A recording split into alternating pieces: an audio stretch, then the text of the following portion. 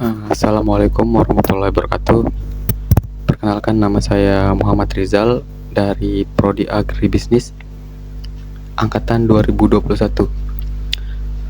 Video ini saya buat untuk tugas yang diberikan oleh dosen pengampu dasar-dasar ilmu tanah. Video ini berjudul bagaimana cara memanfaatkan lahan kering, mikroorganisme, dan vegetasi atau tanaman agar produktif. Baik, lahan yang kering seringkali memiliki tantangan dalam mendukung kehidupan mikroorganisme yang penting untuk kesehatan tanah. Strategi untuk meningkatkan produktivitas lahan kering melibatkan pemulihan mikroba tanah yang penting untuk siklus hara dan keseimbangan ekosistem. Ini bisa dilakukan melalui praktik-praktik seperti penambahan bahan organik ke tanah, penggunaan mulsa untuk mempertahankan kelembapan tanah, serta penggunaan pupuk organik untuk meningkatkan kandungan nutrisi. Selain itu, pemilihan varietas tanaman yang tahan kekeringan juga penting untuk meningkatkan produktivitas lahan kering. Jadi selanjutnya kita tonton saja.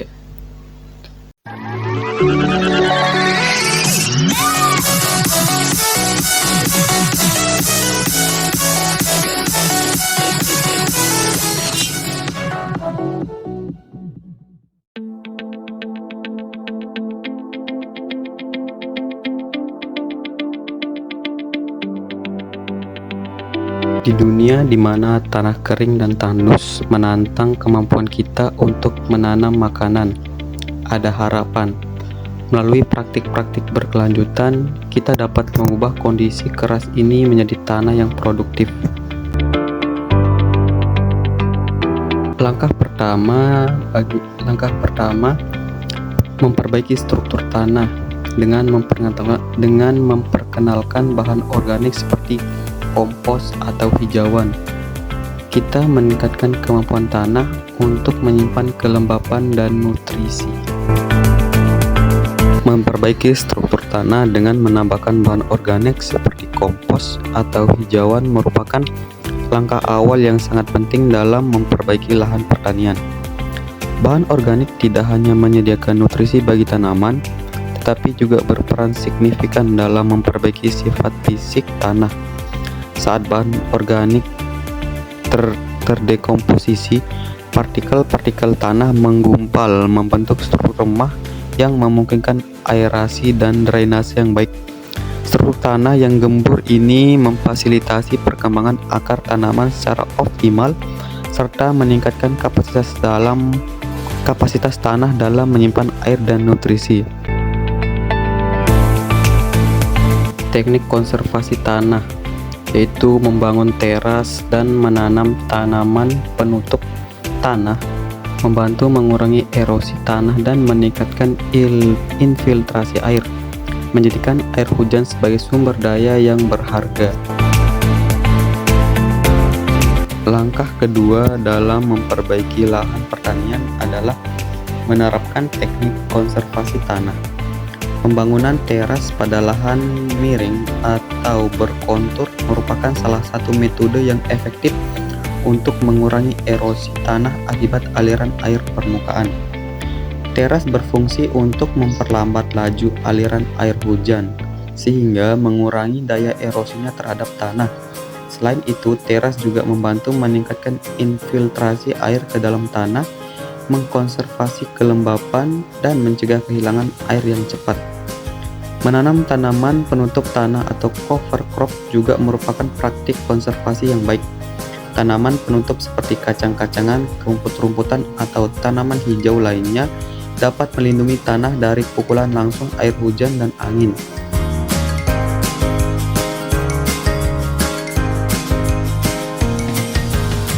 Langkah selanjutnya yaitu langkah ketiga dengan memanfaatkan kekuatan mikroorganisme. Mikroorganisme atau bakteri baik seperti Rhizobium dan Mycorrhiza meningkatkan ketersediaan nutrisi bagi tanaman dan mengurangi ketergantungan pada pupuk kimia.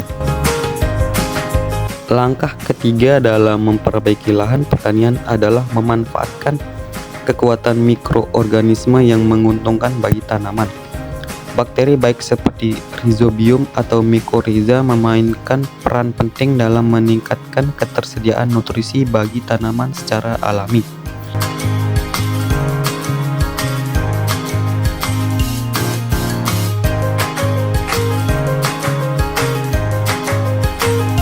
Untuk langkah keempat, memilih tanaman yang tepat, yaitu memilih tanaman yang toleran kekeringan dan tanaman penghasil nitrogen untuk memastikan produktivitas yang berkelanjutan di kondisi yang kering.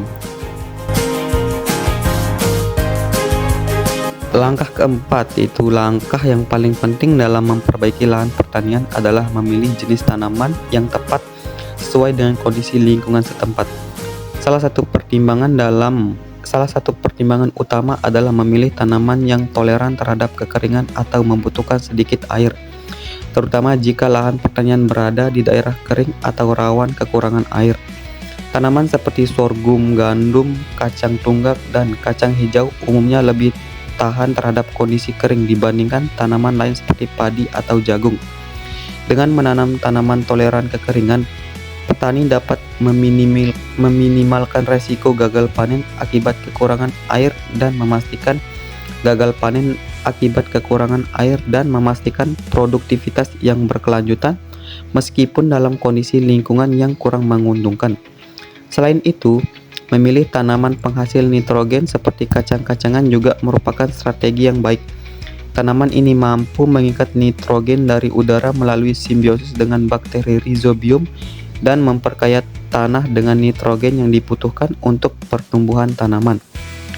Penanaman tanaman penghasil nitrogen secara bergiliran atau tumpang sari dengan tanaman lain dapat membantu menjaga kesuburan tanah secara alami dan mengurangi kebutuhan pupuk nitrogen sintetis.